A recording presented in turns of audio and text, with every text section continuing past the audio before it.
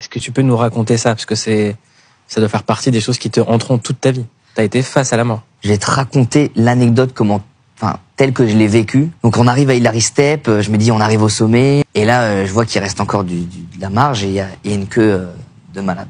Et je m'arrête, et là, c'est la première fois que je m'arrête et que Mathis part un peu devant et qu'il y a une distance qui se crée. J'attends avec Sonam, je dis Sonam viens, on attend un peu, et je me dis je sens la mort. Je sentais la mort, je sais pas pourquoi. J'ai vu tout ce monde, j'ai vu... Donc il y a qu'un chemin pour aller au sommet et qu'un chemin pour redescendre. Donc on peut pas tous être clipsés à la corde. Donc il y a des gens qui se déclipsent de la corde et tu es obligé de te clipser aux gens qui sont clipsés sur la corde. C'est comme si tu t'avances petit à petit en te clipsant aux harnais des autres. Et si le mec tombe, toi tu tombes et t'es accroché à lui. Moi ça m'a vraiment traumatisé ce moment-là parce qu'on était vraiment trop nombreux et je sentais, comme je t'ai dit tout à l'heure, cet instinct où je me suis dit ça pue. Mathis il me regarde, je le regarde, il me dit t'inquiète, tu sais faire, t'es entraîné, tu sais passer ces passages techniques, ça va rouler. Je le suis, je l'écoute, je fais le sommet, etc.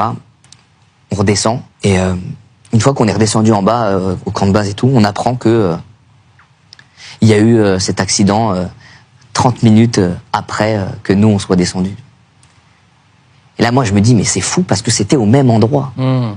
Tu vois, sur un intervalle d'1 heure, je sais pas combien de temps, j'étais à cet endroit-là, ça aurait pu être moi, ça aurait pu être Sonam, ça aurait pu être un mec de mon équipe.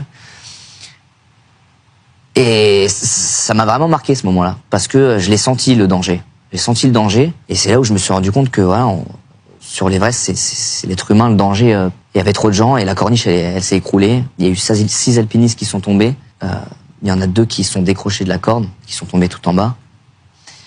Et non, c'est pas facile, surtout aussi, tu vois, sur l'extrait que t'as montré, tu vois un alpiniste décédé qui est là depuis 4, 5, 6 ans, tu sais pas combien de temps.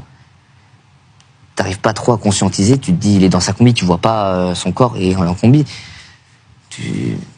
C'est fou quoi, c'est fou et ça m'a marqué en tout cas. Et c'était important de le montrer dans le doc aussi. Est-ce que ça te hante?